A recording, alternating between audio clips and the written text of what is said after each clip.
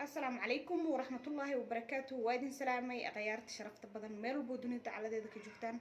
كسر واد channel كان عايشة لايف ستايل هذا كل عصبت هاي waxaan ku dhahay subscribe saar hada si joog jirto waa mahadsan tahay aad iyo aad ugu mahadsantiin dhamaantiina asxaabta naga soo raacday asxaab badan waxay naga soo raacday Riyaan Bajaaj ee dhahayn from Riyaan aad iyo aad u baahansantihiin asxaabta dhamaan naga soo raacday walaasheen qaaliga ah waxaan ku leeyahay asxaabteedu waa idin soo dhaweynaa anigana gacmo furan idin ku soo dhaweynaya qalbi furan idin ku soo dhaweynaya waxaan ku dhahay waxa idin ku soo dhaweynaya waji furan waxa la dhigi jiray waxa maqli jiray mataqaani guri furan lama galay qalbi furan la galaa hada sidoo kale ku soo dhawaada qalbi furan si walba waxa idin leeyahay asxaabteedu aan jeclahay su'aalo badan ay soo weydiiseen asxaabteedu inta arkay su'aalihiina waa iska soo daba dhacayaan su'aalihiina saas iska soo daba dhacayaan kullay anina su'aasha ay soo weydiiseen jawaabteeda xaqa u leeyahay idin siiyo way waxa tiin dad qaali ugu ahaatiin jawaabna waa ina idin siyaasado asxaabe inaan shibniga dhahmaan laakiin waa idin aruurinayo waayo su'aalaha li soo weydiiyay 10 iyo dhowr su'aalood kor u sii dhaafaya markaan arkay aan akhriyay su'aalaha waa su'aalo aad iyo aad u badan runtii waxaana leeyahay asxaabteeda qaaliga ah su'aalaha ay soo weydiiseen waxa kamid ah maxaa lagu qalaa maan horena waa ka soo hadlay laakiin dad kale waxa laga fiidowga sinaysan daawan oo igu soo celceliyaan Aisha maxaa lagu qalaa walaale bismillaahir rahmaanir rahiim maxaa dhacay sababta lagu qalay maxay tahay seel la isku qalaa yani xanuun noocee ah dareemay marka lagu qalo qofka meeqa maalin camal uu ku caafimaada oo ku dareemaa inuu caadi yahay asxaabteeda qaaliga horta igaraal noqda marka koodi mar labaad waa la soo daahay xogaa maalmo aan ka soo maqnaa su'aalaha ay soo weydiiseen waxa kamid ahaa Aisha maxaa lagu qalaa asxaabteeda aan cunug ugu horeeyay ilaa hadda la qalaa cunuga hadda caloosh ku jiro idin sheeg waa kii shanaad afarta ka horeysay waa la igu qalay sababta la igu qalina waxa la igu dhahay kafkaaga yar sas darteeda qaliin leebtahay mar walba saasaana la igu qalaa asxaabteeda taas waa idinka jaahil bixiyo malena tan kale ahayd meeqa week Aisha qofka lagu qali karaa ay soo weydiiseen maahano inta wiiga qofka lagu qali kara waxa waaye 38 week waa lagu qalaa qofka horta caadiga u dhalo waxa looga baahan yahay asxaabteeda qaaliga 40 week aa looga baahan yahay waa qofka caadiga u dhalo qofkaas hadii uu 41 week uu noqdo xaaladiisa yani halis galeysa waqtigiisa waqti ka badan uu ku darsaday loomana baahna inuu waqtigiisa waqti ka badan uu ku darsado markaas qofka la qalay oo caadiga qalinka u galay 38 week waa lagu qali karaa dadka meeqa wiiga lagu qalaasaan ani hadda marka la qalaayo 9 bil waxaan ka qaadanaa 2 week leh ma fahanteen asxaabteeda 2 week 9 bil ka qaadanaa 9 bil dhan ma dhameysanayo waayo dhakhtarka ma ogol inaad dhameysatid 2 week marka ka qaadatid caadi waa lagu qalaaya laakiin hadda wiilka yiriiska oo ii joogo waxaan ka qaatay 3 week sababtoo ah waa cabsanay marka waqtiga balanta la gaaray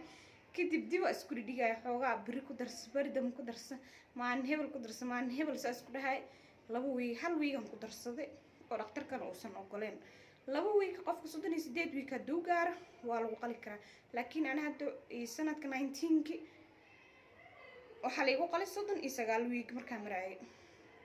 haddana 38 week way balanteeda 38 week marka ay tahay waxa iiga dhiman asxaabteeda qaaliga 5 maalin oo malina maanta 21 maadaama marayso 5 maalin igrin 26 aan balansanahay laakiin weekas kale inaan ku darsado iska rabaa laakiin ko horta xaalkeyga waa inaan soo ogaada marka ugu horeysa asxaabteeda qaaliga waa ina dhakhtarkaaga la socotaa waa ina xaalka cunugaaga la socotaa inta kiilo yahay dhaqdhaqaaqiisa caafimaadkiisa wadna garaaciisa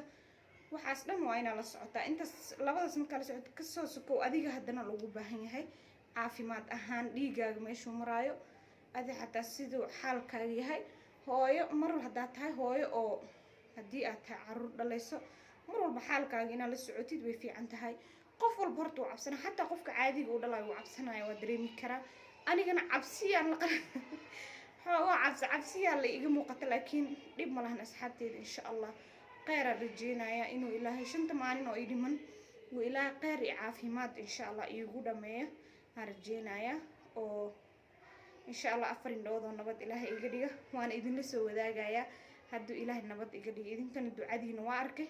si wanaagsan ay igu soo duceyseen wili waa idinkiga baahanahay ducada wili xaalka lama gaarin maalin kale ida asxaabi biri way ballanti waxaan ku dhahay markaas koob camal inaan galaan noqda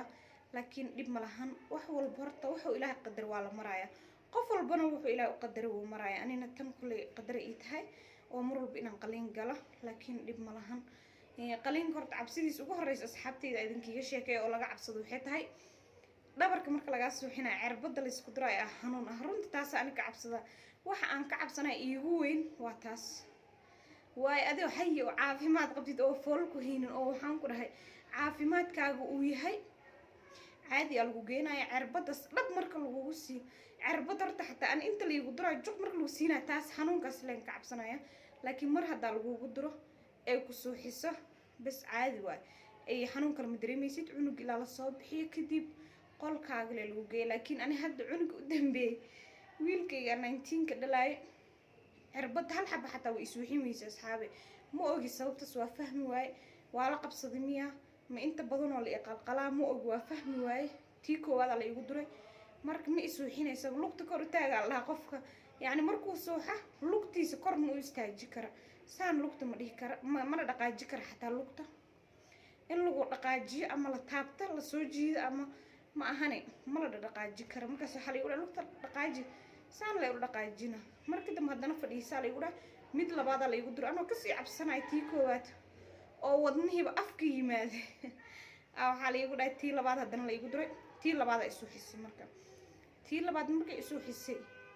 bas waa la qalay meesha oo wixii ka qanjirufanay caloosha inaad dareemaysid xanuun in kale xundurta inta ka hooseysay ka qanjirufanay dhab laga siinaya xanuun marka la arko inaadan dareemeynin marka la arko waxa la sameeynaya way ku qalay markaas kadib laakiin hada saanta lagu qajis dhahdid may wili waa xanuun dareemaysid anigoo inta la qalay cunug la soo bixiyay toliinka igu socdo yani toliin ma ahan koola hada la isa saara asxaabteeda ma aqaan guda wax la hagaajina oo saqmay soo bixinaan ma ogi suntiyaaba iga baxday waxyaaba noqday xanuun dareem markaas marka xanuun dareem waxaan ku dhaanay xanuun dareemaya ma oga dan wax kale la cirbad leh filmbada ku sireenay aan dhan weew anoo waxaan imaaday qolka anoo caag camal alay keenay marka la keenay abaar kadib abaar adii saacado 4 saac 5 saac amal sunta iga baxday laakiin caadiyan aha sunta hadda koor la igu wada suuxiyo oo saacado badan qaadato ma ahayntan mid iska caadi ahayd laakiin xanuun qofka dhahay xanuun ma dareenta xanuun qofan dareemeyn wala sunta markay iskaaga baxdo xanuunka adduunka dareemay xanuun waxa dareemay layla ilint inta ka baxdo isku imaanana ku isku imaanana ani fuli ma ay mooga asxaabteeda xanuun zaid dareemay markaas laakiin waxa loo baahan yahay socod markaas socotid hal adii saacado marka qalan tahay wiiraan 8 ilaa 9 saac ama 10 saac marka gaartid ina lugahaaga soo fadhiisatid loo baahan yahay ina lugaha ku istaagtid oo ku socotid waay markaas socotid waxa dareemaysaa caafimaad aad iyo aad u badan hadaa jiiftid laakiin oo saan iskugu soo qasidada saan dhahnada koor gawar waxaan haystaa inta la qalayda dhan saan meesha qaliinka ee kala bixinsa isku dhaysay gabadhi sidaas ku tagtay qof walba soo iska dhig waa asxaabteeda ani ha xanuunta deerad saan isku kala bixiya way xanuunka hal mar oo dhaafaya qofkii soo weydiiso su'aasha xanuun ma dareenta ha xanuunku waa dareema laakiin muddo intee la ega xanuunsan tahay adii xanuunku waxa iigu daran 3 wiiga ugu horeyso 3 wiiga ugu horeysa waxaan dareemaa xanuun zaid ah laakiin kadib waan fiicnaada 3 wiig hadaa la gaaro caadi yaa noqda kadib daawooyin oo dhakhtar ku soo siinaya cuntooyinka cunaysid dhakhtarka kala talinayo waana soo gelin doona insha Allah markaas kadib waxa dareemay caafimaad caadi yaa noqonaysa adii ilaa bil xanuun damqasho yar waa dareemaysa laakiin ma ahan xanuun zaid u badan ma ahan xanuunka marka isbitaalka aad joogtid aad dareemaysa 4 ismaan ama 3 ismaan isbitaal ku jirtay ma dareemaysa damqasho yar aad dareemay bil 40 marka la umusha 40 kale way ma ahan markuu qofka ka baxa damqasho yar wili kadib labada bil markii ku buuxsanta caadi caafimaad toos aad dareemaysa markaas laakiin qofka caadi uu noqdaa maalmaha ugu horeeya xataa caadi uu noqonaya asxaabteeda qaar su'aasha kale soo weydiiseen maxaa lagu qalaa waa idinkiga jawaabay xanuun ma dareentaa oo xanuunka inaan dareemo inta maalin xanuunka dareentid waa 3 wiigo ugu horeysa xanuunka zaidka ah siiba waa wiiga ugu horeeya xanuunka zaidka wuxuu ku qabanayo wiiga ku xiga caadiga soo noqonaysa wiiga ku xigana caadiga sii noqonaysa marka asxaabteeda qaaliga kaaga waxaan rajeynaa gabdhaha su'aasha soo weydiiyaan inaan kaaga jawaabay gabadha isoo weydiisay haddana su'aasha ah meeqa wiiga qofka lagu qali karaa 38 wiig waa lagu qali karaa qofka caadiga u dhalay 40 wiiga loogu talagalay laakiin 38 wiig waa caadi waa lagu qali karaa laakiin ani 39 wiig 39 mar 39 lagu qalaa marna 38 lagu qalaa hadda balanteeda 38 wiig markay buuxsanto ee balanteeda 26 bishan aan ku aadanahay وانا إدين سو شيء أصحاب هذا ما نقاسن كل فيديو وإدين كيسو سمينا إن شاء الله لكن صدق يو سديد ويجي إيتها مركز وسديد بلاد قف فهمين سديد بلاد يلا بويك عملا قاعدة أدي سديد بلاد يلا بويك سجالك بلاد لبويك قاعدنا ضد هالويك قاعدة لكن أنت بدن أنا حاسس كده وقت اللي أنا نقدر مركز حتى إذا qofka uurka markuu leeyahay waa dareemi kartaa culays badan ana ma og mid ka sii dambeeyo waa si culays badan yahay umale culays zaid waxaan ku dhahay aad dhan rif si kala noqonay nooc kala midab kala ayaan ma ana bisaa ma soo ila qabtiin gabdho igu soo qora ina ila qabtiin dibkaas oo rifkaas ah oo yaani inaad daruuf amal ka muuqato qofka ma ila qabtiin ma soo aniga bis ah isoo qorbal ani bis deeta waa waxyaab leh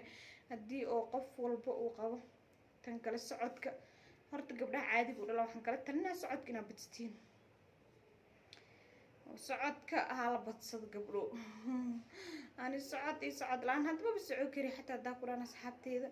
isoo duceeyay marka insha Allah maalmo yar ay dhiman far ku tirisa